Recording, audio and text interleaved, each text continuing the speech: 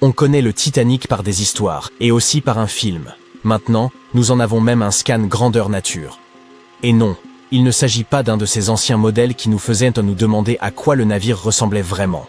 Cette fois-ci, nous en avons obtenu un VRI scan numérique. Une équipe d'experts a cartographié les fonds marins autour du Titanic, ainsi que le navire lui-même. Nous avons donc obtenu une image en 3D de l'ensemble. C'est comme si on plongeait à des profondeurs incroyables pour voir l'épave sans l'eau tout autour. L'histoire de l'épave a commencé en 1985, 73 ans après le naufrage du Titanic. L'explorateur Robert Ballard l'a découverte cachée entre deux sous-marins qui avaient eux aussi sombré dans cette zone. Il était en fait chargé d'une autre mission à l'époque et n'a donc pas eu le temps d'explorer correctement le navire. Mais pendant ses recherches, il s'est rendu compte de l'influence des courants marins sur les débris d'épave. Il a remarqué que les objets les plus lourds coulaient rapidement et laissaient une traînée de débris derrière eux selon la direction des courants. Fort de ses connaissances, Ballard a émis l'hypothèse que le Titanic s'était brisé en deux et avait laissé une traînée de débris. Avant qu'il ne découvre l'épave, on croyait que le navire avait coulé en un seul morceau après avoir heurté l'iceberg. Ainsi, on savait maintenant où était le navire et l'aventure pouvait commencer. Ou pas, son exploration fut très difficile. L'épave est énorme et les ténèbres de l'océan ne permettaient pas de le voir en entier. Nous avons donc dû nous contenter de fragments en décomposition et n'avons pu que spéculer sur ce à quoi pouvaient bien ressembler toutes ces parties mises ensemble. Mais à l'été 2022, nous avons enfin eu droit à quelque chose de différent. Une équipe d'experts de Magellan Ltd, une entreprise spécialisée dans la cartographie des profondeurs marines, s'est associée à Atlantic Productions, qui réalisait un documentaire sur le projet. Ils se sont lancés dans une mission visant à composer une image complète du Titanic. Ils ont utilisé des submersibles. Ce sont des véhicules qui vont sous l'eau, contrôlés à distance par une équipe d'explorateurs qualifiés. Ces submersibles ont plongé profondément dans l'océan. Ce n'était pas une tâche facile. Ils ont passé plus de 200 heures à collecter des informations sur toute la longueur et la largeur de l'épave. Une véritable chasse au trésor. Mais au lieu de trouver de l'or et des bijoux, ils ont recueilli quelque chose d'encore plus précieux. Plus de 700 000 images du Titanic sous tous les angles possibles. Oui, ils ont pris des photos de chaque petite partie du navire, même les moins intéressantes. Cartographier les parties recouvertes de boue était important car cela permettait de relier entre elles les différentes pièces de l'énorme puzzle. Et ça nous a permis d'obtenir une reconstruction détaillée du navire en 3D. Même si cela fait plus de 100 ans, tu peux encore reconnaître la proue du Titanic, couverte de stalactites de rouille. Au-dessus de la proue se trouve le pont du navire, où un grand trou nous donne un aperçu de l'espace qui accueillait jadis le grand escalier. Une véritable fenêtre sur le glorieux passé du bateau. Sa poupe n'est plus qu'un amas de métal tordu. Lorsque le Titanic a coulé, cette partie s'est effondrée et s'est enfoncée dans les profondeurs. La proue et la poupe se sont retrouvées séparées d'environ 800 mètres. Un vaste champ de débris entoure ce géant immobilisé au fond de la mer. Ces débris sont comme un trésor éparpillé, des décorations en fer forgé provenant du navire, des statues et même des bouteilles de champagne non ouvertes. Il y a aussi des effets personnels qui ont sombré en même temps que le navire. Par exemple, des dizaines et des dizaines de chaussures. Ce n'était pas une mince affaire que de descendre et de prendre toutes ces photos.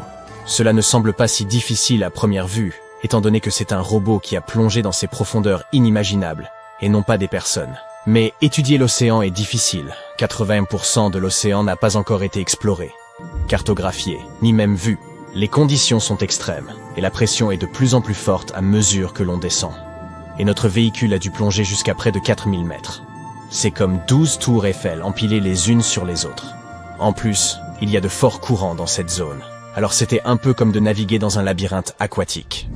Et les submersibles n'étaient même pas censés toucher quoi que ce soit. Le moindre faux pas pouvait endommager l'épave déjà très fragile. On a l'impression que le Titanic est figé dans le temps, et qu'il sera toujours là à nous attendre. Mais en réalité, il disparaît lentement. Il est assez évident que l'eau de l'océan l'a abîmé, vu le temps qu'il a passé là-dessous.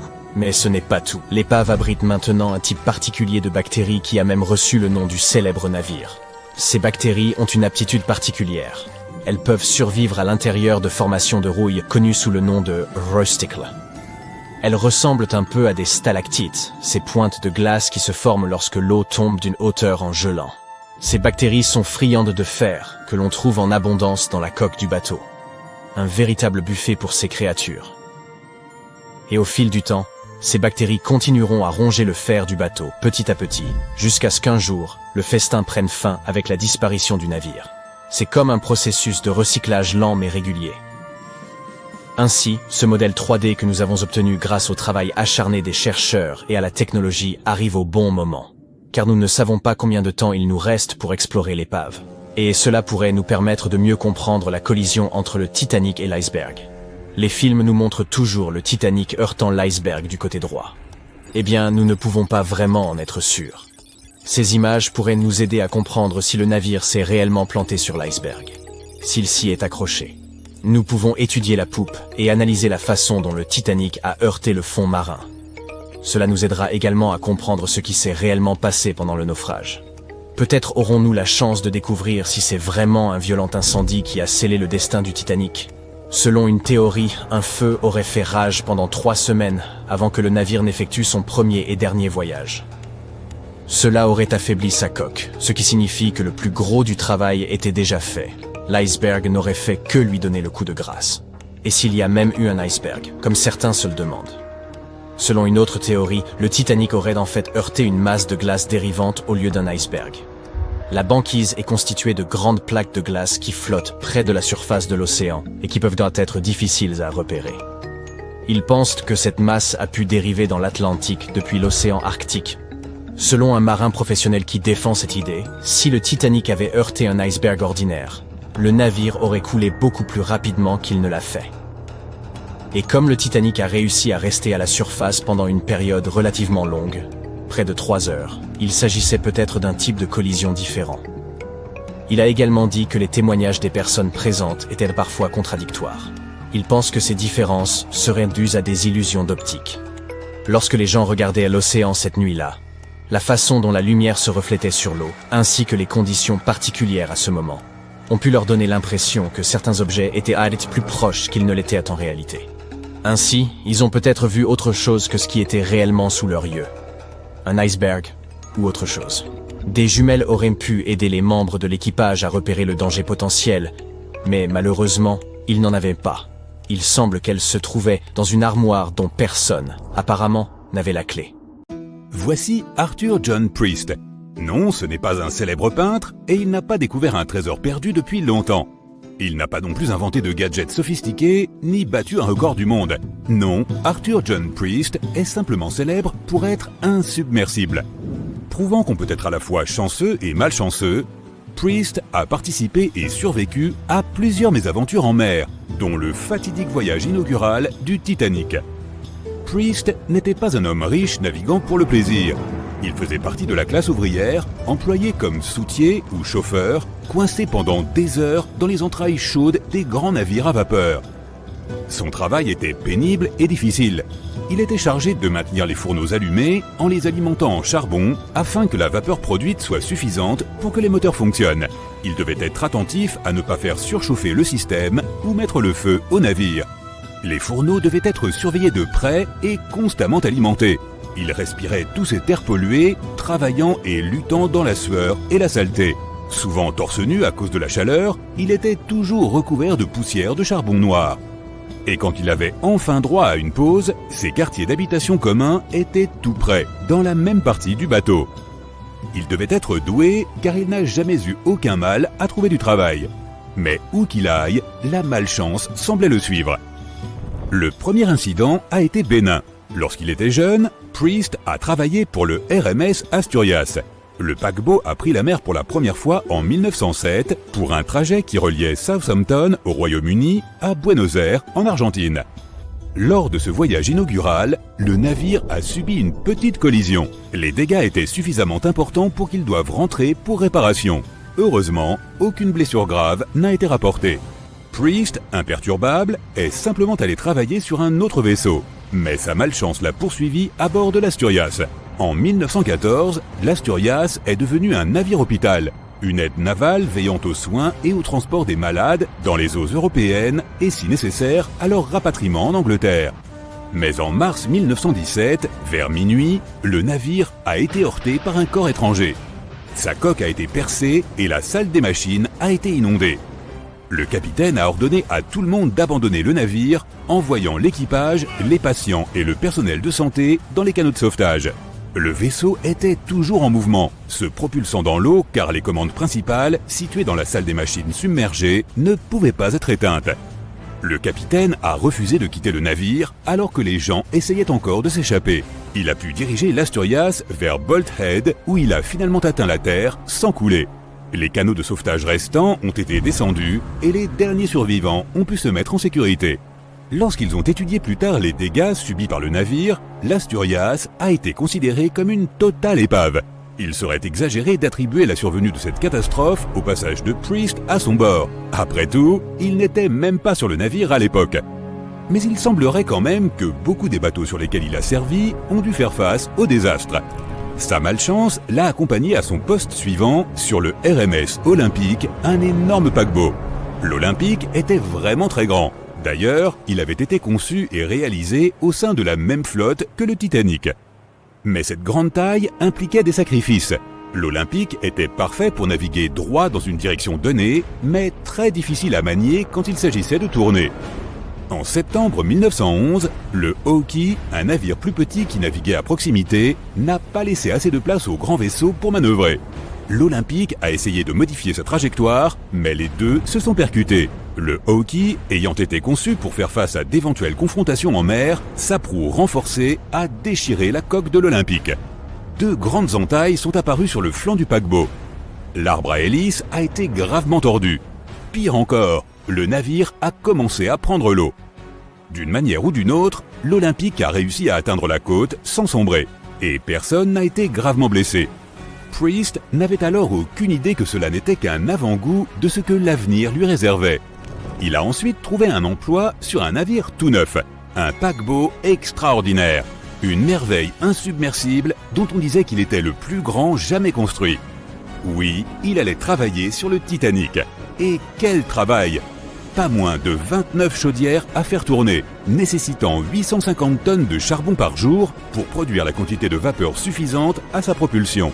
Priest était l'un des 150 soutiers qui travaillaient d'arrache-pied dans les entrailles du navire pour entretenir jour et nuit la fournaise, ce qui lui valait de gagner environ 30 $ par mois. Mais le 14 avril 1912, il s'est retrouvé projeté d'une chaleur extrême à un froid foudroyant. Vers 23h35, l'équipage repère un iceberg. Le Titanic essaie de l'éviter, mais l'alarme a été déclenchée trop tard. 5 minutes après, la collision se produit. L'iceberg a déchiré la coque et les compartiments intérieurs conçus pour être étanches ont été gravement endommagés. L'eau froide de l'Atlantique a envahi le navire, qui commença à couler. Des signaux de détresse sont envoyés, mais le navire le plus proche, le Carpathia, est à plus de 3 heures de navigation. Dans l'obscurité de la nuit, coincé au milieu de nulle part, l'équipage et les passagers ont commencé à paniquer. Ceux qui le pouvaient se sont rués sur les canots de sauvetage. D'autres ont sauté dans les flots glacés. Au total, seulement 706 personnes ont survécu à cette terrible nuit. Au moment de la collision, Priest se trouvait dans les quartiers inférieurs du navire.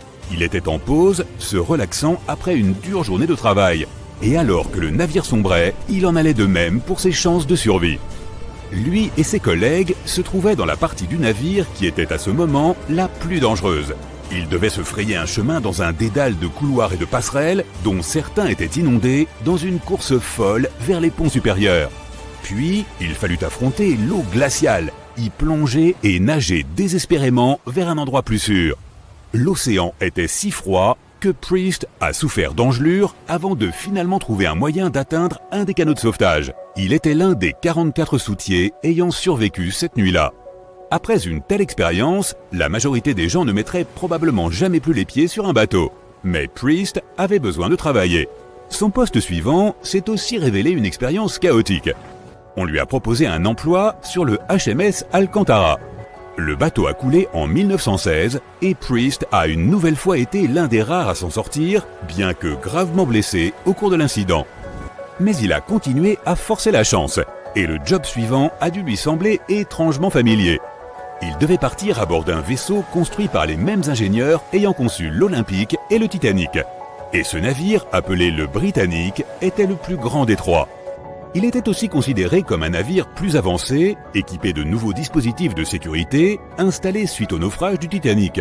Par exemple, il disposait de 48 canaux de sauvetage ouverts, dont 46 étaient les plus grands jamais élaborés pour un paquebot. 2 d'entre eux étaient même motorisés et équipés de dispositifs de communication spéciaux. Bonne nouvelle, le Britannic a survécu à son premier voyage sans incident. Déjà une performance que le Titanic n'a jamais pu réaliser. Cependant, le 21 novembre 1916, le Britannic a été ébranlé par une forte explosion, alors qu'il voyageait dans le canal de Kea, dans la mer Égée. La coque était endommagée et une partie des compartiments a commencé à se remplir d'eau. Contrairement au Titanic, le Britannic avait été précisément préparé à une telle urgence. Il était équipé de 5 cloisons étanches qui, en restant intactes, devaient maintenir le navire à flot pendant une période de temps beaucoup plus longue. Mais il y avait un problème. Les hublots des ponts inférieurs avaient été négligemment laissés ouverts. Lorsque le navire s'est incliné, les hublots ont donc permis à l'eau de rentrer, inondant le Britannic et précipitant sa descente au fond de la mer. Cela avait effectivement rendu les cloisons étanches complètement inutiles. Le navire sombrait rapidement, beaucoup plus vite en fait que le Titanic. 35 des canaux de sauvetage ont été lancés avec succès, sauvant la plupart des personnes à bord. Sur les 1066 passagers et membres d'équipage, 1036 ont survécu. Priest, toujours sous sa bonne étoile, était bien entendu l'un d'entre eux. Et pourtant, il n'en avait... C'était le 12 septembre 1990. À cette époque, bien avant les messageries instantanées et les appels Zoom, une petite fille cherchait des correspondants.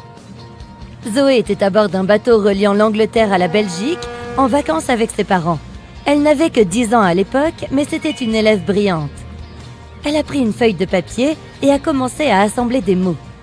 Elle s'est présentée, puis a crié qu'elle aimait le ballet et jouer de la flûte et du piano. Bien sûr, elle n'a pas pu s'empêcher de mentionner ses 2 animaux de compagnie adorés, un petit hamster qu'elle appelait Spock et son poisson Specky. Elle a également mis l'adresse à laquelle on pouvait la joindre au cas où quelqu'un souhaiterait lui écrire. Mais hélas, elle était en pleine mer. À qui pouvait-elle envoyer ce message? Une idée intéressante lui est alors venue à l'esprit. Elle a soigneusement placé sa lettre dans une bouteille en plastique, a fermé hermétiquement le couvercle pour la protéger de l'eau et l'a jetée à la mer. Ne recevant pas de réponse, l'excitation de la petite fille s'est estompée au fil des années. Peut-être que la bouteille était restée coincée quelque part. Peut-être qu'elle avait été avalée par une grosse et effrayante créature marine. Ou peut-être que l'eau avait finalement traversé le bouchon en plastique et détruit son message. Bien des années plus tard, à Noël, une lettre pour Zoé a été reçue chez ses parents, sous son nom de jeune fille. Le timbre indiquait que le message venait d'Europe. Il provenait d'un couple de Néerlandais, Pete et Jacqueline Latter, qui avaient trouvé sa délicate bouteille et qui ont eu la gentillesse de lui répondre. Ils ont précisé qu'ils avaient trouvé la lettre parmi des débris rejetés sur le rivage par la mer. La lettre de Zoé était restée en mer pendant une période stupéfiante de 23 ans et avait parcouru plus de 563 km pour atteindre sa destination finale, près de Rotterdam, aux Pays-Bas. Un sacré voyage pour une petite bouteille en plastique. Une histoire similaire à celle de Zoé est la connexion étrange qui a eu lieu entre 2 garçons. Un petit Allemand nommé Frank Husbeck était sur un bateau en route pour le Danemark lorsqu'il a eu la même idée que Zoé. Il avait 5 ans au moment où il a rédigé son message et l'a jeté à la mer. On était en 1987. Il a reçu sa réponse des années plus tard, à 29 ans. Sa lettre, tout comme celle que Zoé enverrait quelques années plus tard, était dans l'eau depuis 24 ans. Son message a été trouvé par un garçon nommé Daniel Korotkik, alors qu'il se promenait avec ses parents dans l'isthme de Courland, près de la mer Baltique. Daniel a eu la chance que son père connaisse suffisamment l'allemand pour traduire le message. Les amis improbables ont fini par se rencontrer par vidéoconférence en 2011. Toutes les histoires de messages dans une bouteille n'ont pas été élucidées. En 2013, un surfeur croate est tombé sur une bouteille endommagée alors qu'il se trouvait près de la mer Adriatique. Le message qu'elle contenait datait de 1985 et il provenait d'un homme appelé Jonathan. L'expéditeur était impatient que sa lettre parvienne à une femme nommée Marie et il a également exprimé son désir qu'elle réponde. Comme la lettre était censée être envoyée de Nouvelle-Écosse, la bouteille avait dû parcourir la distance ahurissante de 6000 km. Le message est parti de l'océan Atlantique et entré dans la mer Méditerranée et a atteint les côtes de l'Adriatique en Croatie. Mais les identités de Jean et de Marie n'ont jamais été découvertes. Il y a aussi de merveilleuses histoires d'amour qui commencent avec des messages dans une bouteille. Ça a été le cas pour Ake et Paulina Viking. Quand Ake, un marin suédois solitaire, a placé une lettre dans une bouteille et l'a jetée dans la mer Méditerranée, il ne se doutait pas que le morceau de papier finirait par atteindre sa future femme. C'était au début des années 50. La bouteille a été trouvée par un Italien qui a été assez inspiré pour la donner à sa nièce, Paulina. Après 1 an de correspondance épistolaire, Ake et Paulina ont fini par se rencontrer et se marier. Ayant décidé de partager leur histoire avec le monde, ils sont devenus en quelque sorte un couple de célébrités pour l'époque. Ils ont même partagé des séquences vidéo de leur mariage avec le monde entier et leur histoire a été diffusée dans plusieurs journaux. Cet heureux événement a lancé un mouvement entre les jeunes à la recherche de l'amour, augmentant le nombre de messages jetés à la mer à la recherche d'un conte de fées. Cependant, toutes les histoires qui ont commencé comme ça n'ont pas fini par aboutir. En 1945, un Américain nommé Frank Eyostek a placé un message similaire à celui d'Ake dans une bouteille et l'a jeté à l'eau. Presque 1 an plus tard, sa lettre a été trouvée par une Irlandaise, Brenda O'Sullivan. Leurs années de correspondance ont rapidement attiré l'attention des médias de l'époque, mais leur amitié ne s'est jamais épanouie à cause de la pression médiatique. Ils ont fini par se rencontrer en personne lorsque Frank s'est rendu en Irlande, mais il n'est pas resté longtemps et ils ont fini par se perdre de vue. Après que le Titanic a connu sa fin tragique, de nombreuses bouteilles contenant des messages secrets ont commencé à faire surface. Presque toutes se sont avérées être des contrefaçons, à l'exception d'une. Des années après que le Titanic a coulé dans les eaux glacées de l'Antarctique, une bouteille a été trouvée sur les côtes irlandaises. Elle était censée provenir d'un homme appelé Jeremiah Burke, et à ce jour, elle est considérée comme le seul message authentique dans une bouteille provenant du Titanic. Le morceau de papier indiquait simplement le nom de l'expéditeur et le lieu. Le Titanic, accompagné du mot « Goodbye ». Comme la date a été emportée par les eaux, il est difficile d'estimer si la note a été envoyée avant ou après que le navire a heurté l'iceberg. Il y a toutefois un consensus sur le fait que puisque Jeremiah cherchait à s'installer aux États-Unis, il envoyait simplement ses dernières salutations symboliques à sa famille et ses amis restés en Irlande. Cette façon simple de rencontrer des gens et parfois de correspondre avec eux est devenue un passe-temps pour un homme d'une province canadienne appelée l'île du Prince-Édouard, située à l'est de l'État américain du Maine. Cet homme, Harold Hackett, affirme avoir jeté plus de 4000 bouteilles dans l'océan Atlantique depuis 1996. Il affirme également avoir reçu de nombreuses réponses du monde entier, notamment des lettres de France et d'Allemagne, mais aussi des Bahamas ou même d'Afrique. Ce passe-temps improbable lui fait recevoir environ 150 cartes de Noël de ses correspondants chaque année. Aujourd'hui encore, il refuse d'ajouter son numéro de téléphone à ses lettres. De cette façon, il s'assure que si les gens veulent un jour le contacter, le seul moyen de le faire est une lettre. Il a également étudié les meilleurs moments pour envoyer ses messages dans l'eau en fonction de la direction des vents et des courants. Certaines bouteilles passent toute une vie en mer après avoir été jetées par leur expéditeur. C'était le cas d'un Britannique qui a écrit un message et l'a placé dans une bouteille avant de la jeter dans la Manche en 1914. Il s'appelait Thomas Hughes et il voulait adresser le message à sa femme, mais il a été assez poli pour écrire une lettre à la personne qui mettrait la main sur sa bouteille en premier, lui demandant de rédiger le message « Merci de transférer à ». La bouteille n'est pas parvenue à sa femme puisqu'elle a été retrouvée 85 ans plus tard sur la côte d'Essex. L'homme qui est tombé sur la bouteille a eu la gentillesse de joindre la famille et a remis le message à la fille de Thomas. 85 ans n'est même pas la période la plus longue pendant laquelle une petite bouteille a navigué sur les vagues. Un scientifique nommé Hunter Brown étudiait les courants dans la mer du Nord lorsque cette idée lui est venue à l'esprit. Il a placé le même message dans près de 2000 bouteilles et a demandé à l'improbable destinataire de lui répondre en indiquant le lieu de sa découverte. Il pensait que cette méthode l'aiderait à mieux comprendre la disposition des courants de la mer du Nord. Après 97 ans, une bouteille a été trouvée à environ 18 km de son lieu de départ initial. À ce jour, plus de 300 des bouteilles originales liées au projet de Hunter Brown ont fini par atteindre le rivage. Tous les messages qui ont été trouvés dans les bouteilles n'ont pas reçu de réponse par le biais de lettres physiques. Oliver Van de Valley a jeté une bouteille contenant une lettre sur la côte anglaise alors qu'il était en vacances avec sa famille. Il avait 14 ans à l'époque. 33 ans plus tard, une femme l'a contacté sur Facebook en affirmant qu'elle avait reçu son message et l'avait retrouvé grâce à son profil. Au début, il se souvenait à peine d'avoir placé la lettre dans la bouteille, mais il a fini par reconstituer les événements et même le fait qu'il avait scellé la bouteille avec de la cire de bougie pour s'assurer qu'elle était étanche. Et puis, il y a Christina Aguilera et sa bouteille. Non, attends, la sienne parle d'un génie dans une bouteille. C'était le plus grand navire jamais construit à son époque, et il était censé être insubmersible.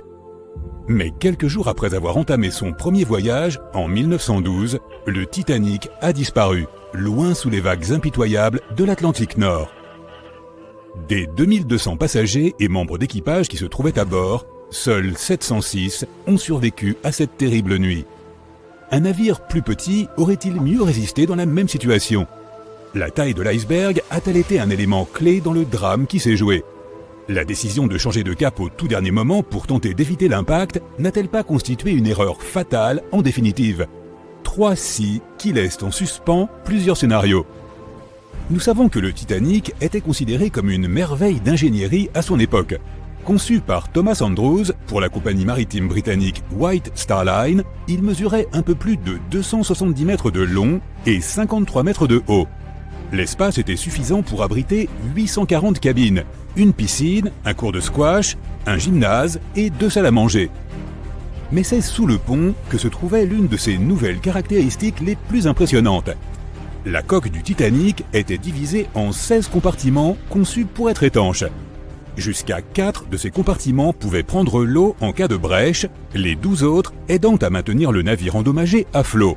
C'est grâce à ces compartiments que le navire était considéré comme insubmersible. Selon la rumeur, Philippe Franck, le vice-président de White Star Line, aurait même déclaré « Il n'y a aucun danger que le Titanic coule. Le bateau est insubmersible et les passagers ne subiront au pire que des désagréments mineurs. » Les conséquences tragiques survenues le 14 avril 1912 ont pourtant démontré le contraire. Lorsque la glace a déchiré latéralement la coque du navire, plusieurs des compartiments étanches ont cédé. Il n'a fallu que 2h30 pour que le Titanic sombre. La taille de l'iceberg a-t-elle scellé le sort du paquebot ? Les icebergs ont une grande variété de formes et de tailles. Ces morceaux de glace se sont détachés des glaciers ou de la banquise de l'Arctique ou de l'Antarctique et errent sur l'océan jusqu'à fondre complètement. L'un des plus grands icebergs jamais découverts aurait facilement éclipsé le Titanic. Découvert en 1957, il mesurait 168 mètres de haut, soit presque autant que le Washington Monument. Imagine un peu un navire percutant quelque chose d'aussi massif. Les icebergs plus petits, cependant, peuvent s'avérer tout aussi dangereux. Certains font en moyenne la taille d'une maison, ce sont des fragments d'iceberg. D'autres, plus proches de la taille d'une voiture, sont surnommés les bourguignons. Ces derniers peuvent être beaucoup plus difficiles à localiser et donc à éviter pour les navires. Bien que plus petits, ils peuvent produire beaucoup de dégâts en cas de collision. Il est essentiel de se rappeler que les icebergs sont toujours plus grands qu'ils n'en ont l'air à première vue. La majorité de leur masse est tapie sous la surface. En fait, c'est près de 80% du volume d'un iceberg qui se cache sous l'eau. La plupart de ces arêtes tranchantes et dentelées ne sont pas visibles. Approche-toi d'un peu trop près et tu risques fort d'endommager la coque de ton navire. Comme l'équipage du Titanic n'avait aucune idée de ce qui les attendait, un iceberg même plus petit et abordé selon le même angle aurait pu suffire à faire sombrer ce puissant navire. A l'inverse, s'il avait été plus grand, on l'aurait peut-être repéré suffisamment tôt pour effectuer les manœuvres nécessaires dans les temps et ainsi éviter l'impact. Mais manquer cet iceberg en particulier n'aurait toutefois pas garanti la sécurité du Titanic. Il naviguait dans une partie particulièrement dangereuse de l'Atlantique, appelée Allée des icebergs. Elle est située à 400 km à l'est et au sud-est de Terre-Neuve, au Canada.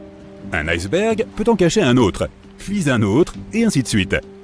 L'équipage à bord aurait dû rester très attentif pour éviter d'autres collisions potentielles. Une embarcation plus petite pouvait être mieux adaptée à de telles conditions de navigation. La taille du Titanic était certainement un obstacle lorsqu'il s'agissait de le manœuvrer.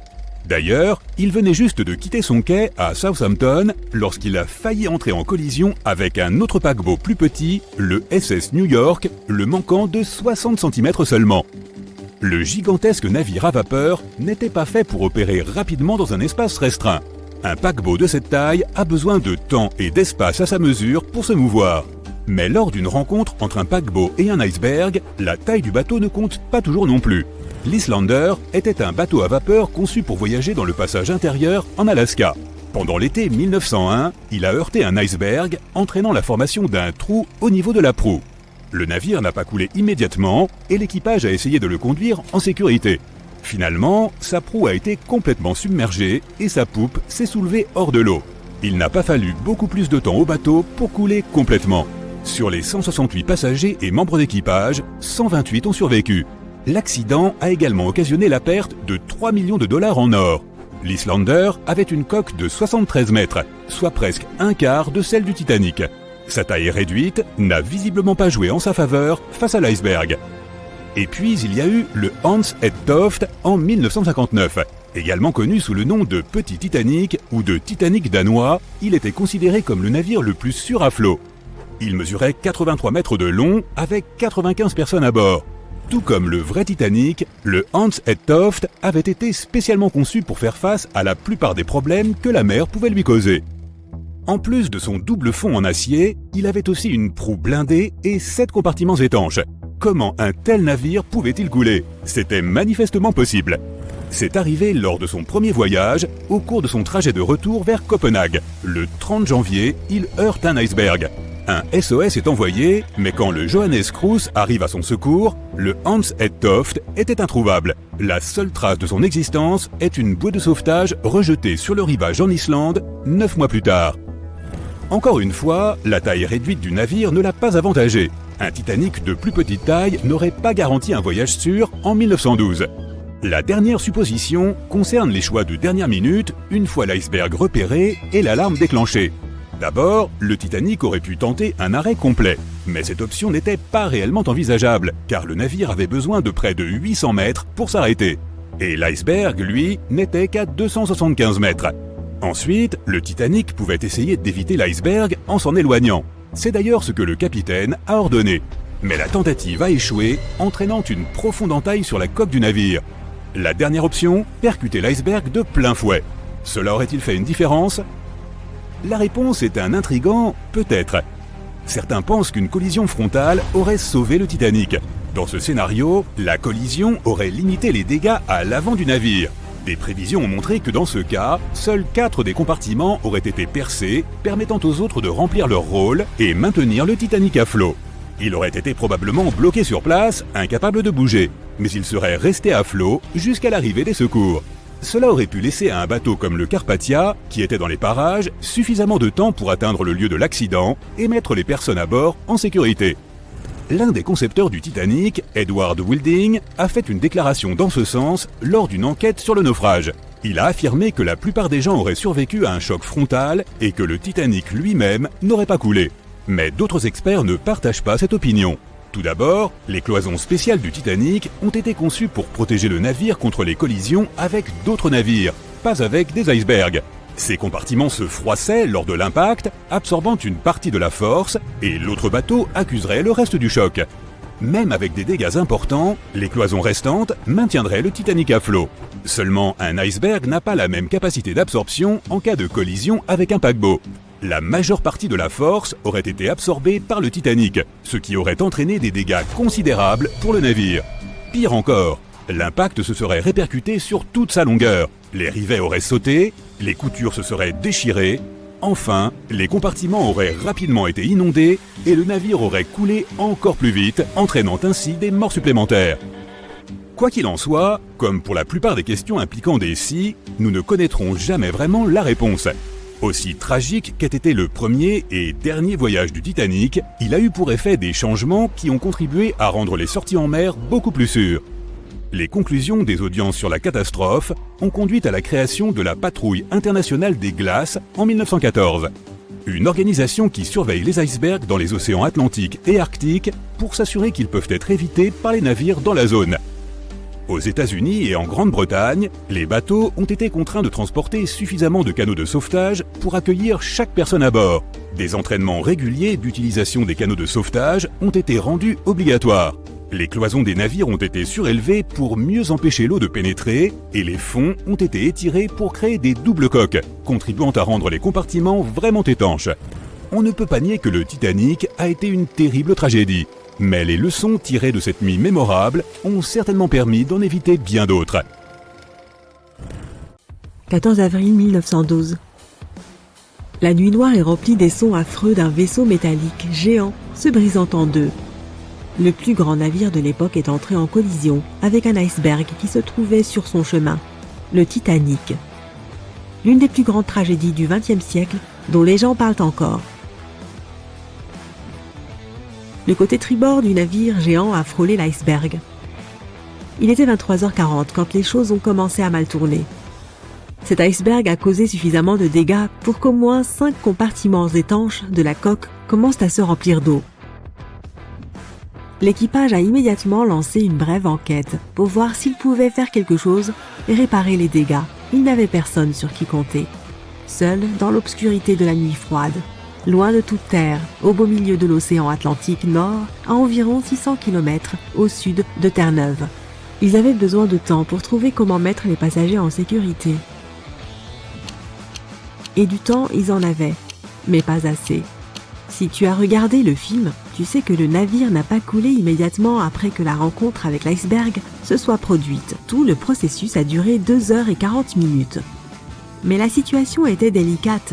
Il y avait 2200 personnes à prendre en charge, y compris l'équipage et les passagers, et le chaos régnait à bord.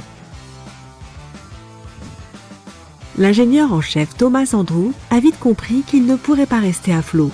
À minuit, tout l'équipage a commencé à préparer les canons de sauvetage pour la mise à flot.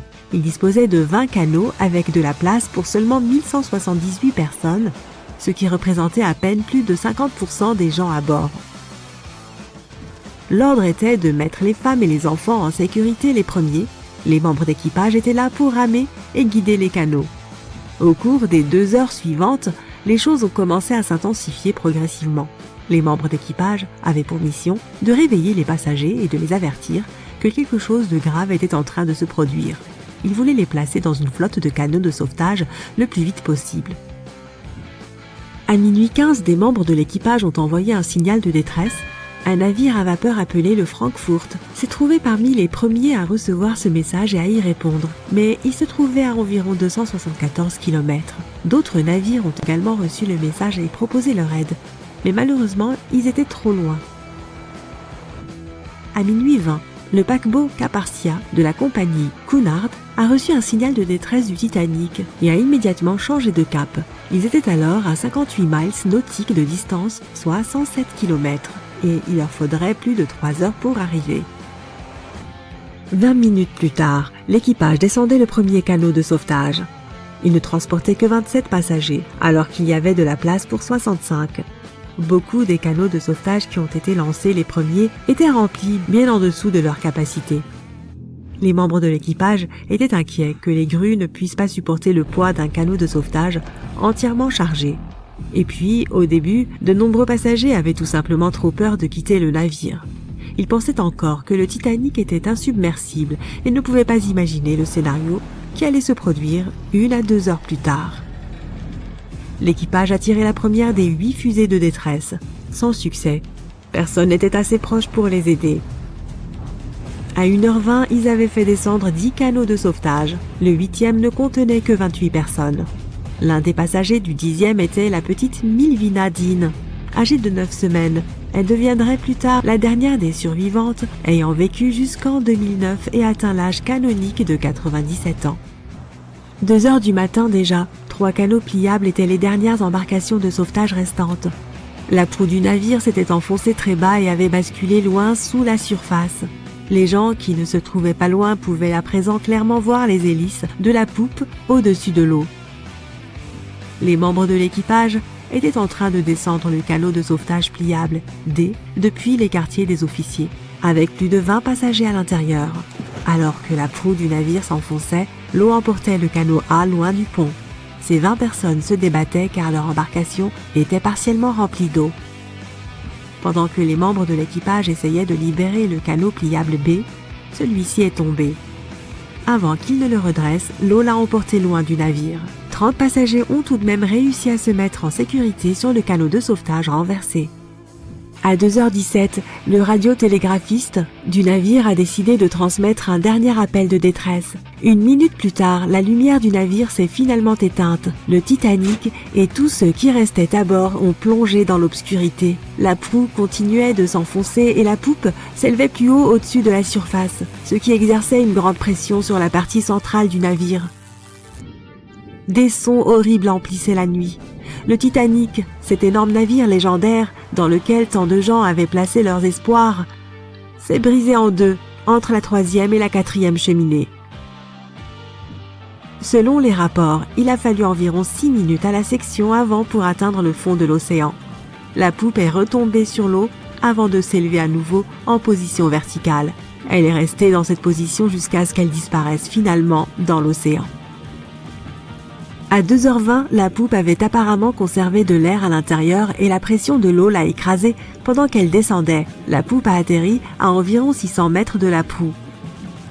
Les gens considéraient le Titanic comme le paquebot le plus rapide du monde. Ils pensaient qu'il était insubmersible, car 4 de ses compartiments pouvaient être inondés et cela ne causerait toujours pas une perte critique de flottabilité. Mais sa vie aura été problématique dès le début.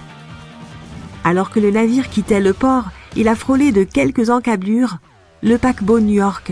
Il a réussi à passer sans encombre, ce qui a été un énorme soulagement pour tous les passagers inquiets massés sur les ponts du navire. Le Titanic a appareillé le 10 avril. Son premier voyage consistait à traverser la route très compétitive de l'Atlantique. Le jour du lancement, le Titanic est devenu le plus grand objet mobile de l'histoire de l'humanité. 269 mètres de long, 28 mètres de large.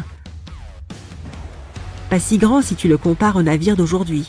Le plus grand bateau de croisière au monde actuellement est le Symphony of the Sea de la Royal Caribbean, qui fait à peu près 5 fois la taille du Titanic. Si tu mettais ce navire en position verticale, il serait presque aussi haut que l'Empire State Building, qui fait 380 mètres de haut sans antenne. Mais le Titanic était une énorme attraction à son époque. À un moment de leur voyage, il a fait escale en France, après quoi il a effectué un autre arrêt en Irlande. Une fois que les derniers passagers sont montés à bord, le gigantesque navire est parti à toute vitesse vers sa destination finale, New York. 4 jours après le début de son voyage, le Titanic n'a pas réussi à dévier sa trajectoire d'un énorme iceberg. L'histoire que nous connaissons tous. Seules 700 personnes ont survécu et la plupart d'entre elles étaient des femmes et des enfants. La nuit était extrêmement froide. 1h20 après que le Titanic fut descendu au fond de l'océan, les survivants n'étaient même pas sûrs que quelqu'un vienne les sauver. Finalement, ils ont aperçu de la lumière. C'était le Carpathia qui venait vers eux. Ils sont venus chercher les personnes dans les canots de sauvetage. L'équipage les a fait monter à bord et a sorti une poignée d'autres passagers de l'eau. De nombreux navires ont essayé de contacter le Titanic quelques heures après son naufrage.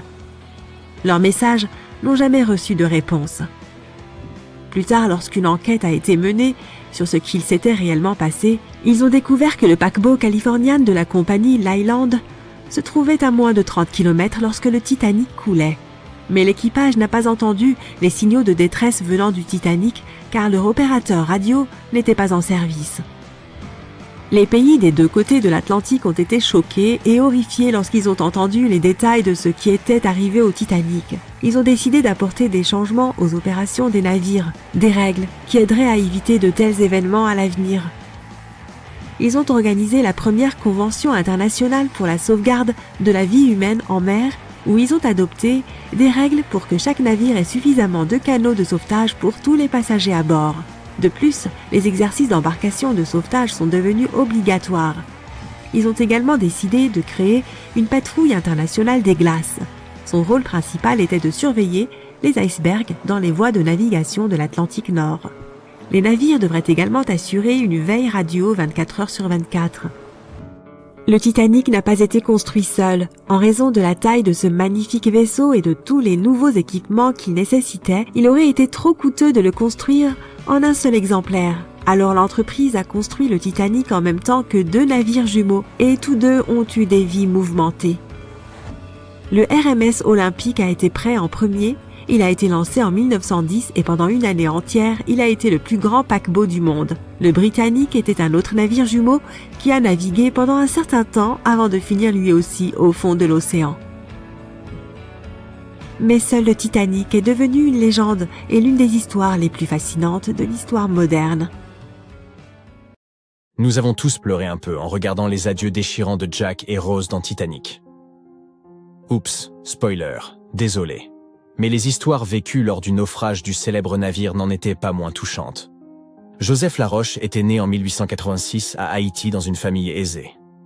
Il y grandit sans connaître son père, mais sa mère s'y entendait en affaires et était une commerçante respectée. De plus, son oncle par alliance était à la tête du pays. Joseph parlait couramment le français, le créole et l'anglais. À l'âge de 15 ans, il avait résolu de devenir ingénieur. Mais comme il ne se trouvait pas d'école d'ingénieur en Haïti, il partit pour la France pour y faire ses études. Le voyage avait duré 83 jours. Alors qu'il était encore étudiant, Joseph fit la rencontre de Juliette dans la banlieue parisienne, par l'intermédiaire de son mentor. Ils se lièrent rapidement d'amitié, puis leur relation prit de l'ampleur. Le couple décida donc de se marier. Une seule ombre au tableau. Joseph ne parvenait pas à trouver d'emploi qualifié et décemment rémunéré, même après avoir conclu ses études, en raison du racisme qui gangrénait l'époque. Ce jeune homme intelligent se rendait bien compte qu'il pouvait espérer mieux. De plus, il lui fallait subvenir aux besoins de sa famille grandissante, car un troisième enfant était déjà en route. Son oncle, président d'Haïti, lui promit donc de lui dénicher un emploi de professeur de mathématiques. Et sa mère était ravie que son fils et sa famille retournent vivre en Haïti. Elle leur a acheté des billets de première classe pour le paquebot Le France en guise de cadeau de retrouvailles. Mais ce paquebot avait des règles stupidement strictes, qui séparaient les parents de leurs enfants pendant les repas. Les Laroche ne voulaient absolument pas infliger cela aux leurs au cours d'un long voyage à travers l'océan. Ils décidèrent donc d'échanger ces billets contre des places de seconde classe à bord du voyage inaugural du RMS Titanic. Le Titanic faisait l'objet de toutes les attentions et ne séparait pas les familles, ce qui semblait être une bonne affaire. Ils prévoyaient d'embarquer à New York sur un autre navire qui les conduirait directement à leur destination finale d'Haïti. La famille monta donc à bord du Titanic le 10 avril 1912, à Cherbourg. Ils avaient 3 jours pour profiter des luxueuses cabines, de la salle à manger, de la bibliothèque et des 3 ponts de promenade extérieure réservés aux passagers de seconde classe. Juliette envoya une lettre à son père depuis la dernière escale du navire, à Queenstown, en Irlande. Elle lui racontait en détail à quel point ils étaient satisfaits de leur logement. Ils avaient 2 couchettes dans leur cabine et un canapé qui se transformait en lit pour leurs jeunes enfants. La famille se lia même d'amitié avec quelques sympathiques passagers avec lesquels ils avaient déjà voyagé depuis Paris. Ils se croyaient jusqu'à présent les seuls Français à bord, si bien qu'ils commencèrent à s'asseoir ensemble à chaque repas.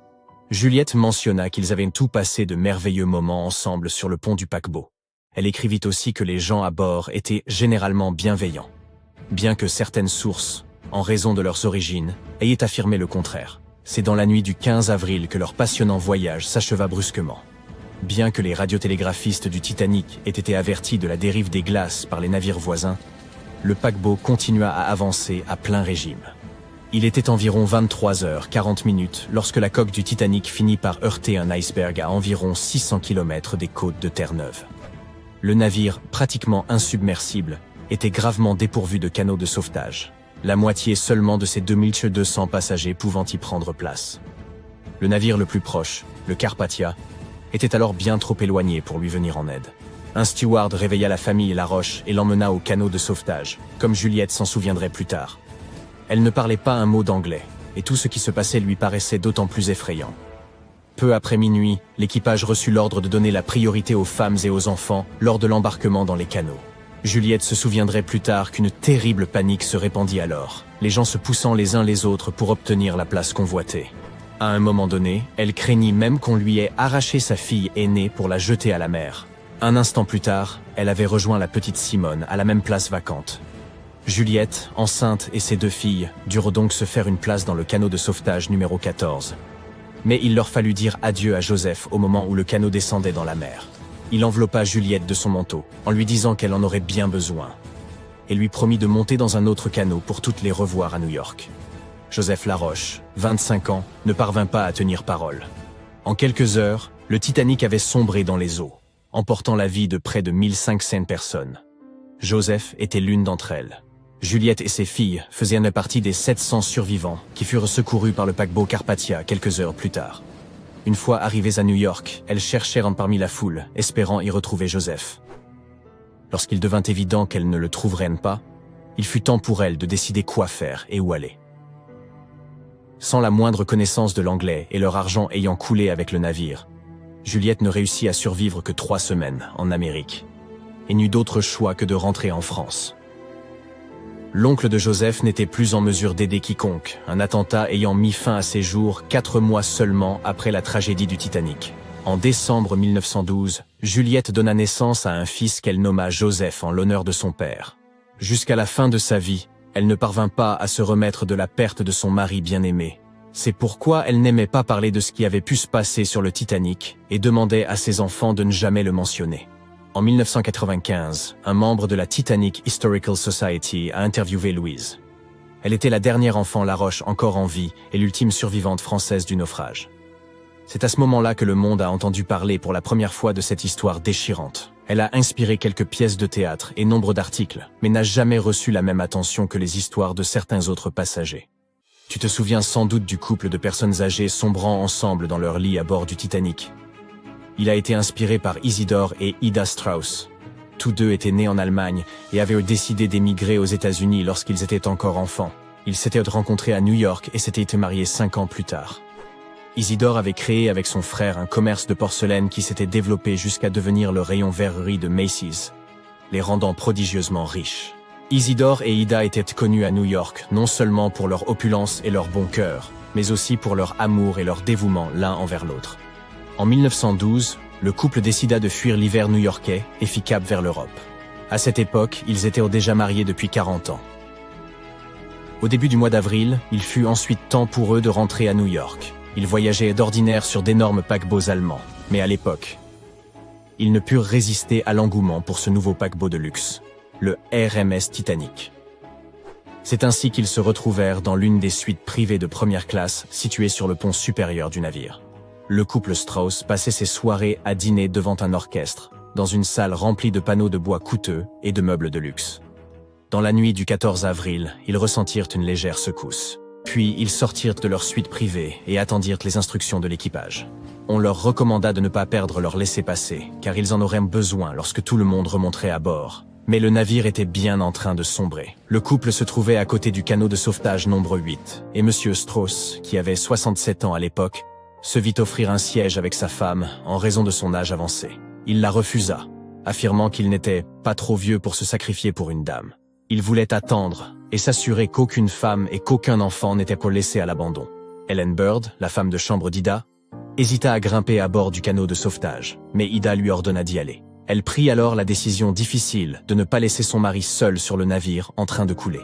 Ida retira son magnifique manteau de vison et le donna à sa servante grelottante en lui disant que, pour sa part, elle n'en aurait plus besoin. Isidore ne parvint pas à la convaincre de se sauver, et ils restèrent ensemble jusqu'à la fin. Certains des passagers de première classe survivants se souviendront plus tard avoir vu le couple se tenir par la main paisiblement sur le pont, attendant simplement l'inéluctable.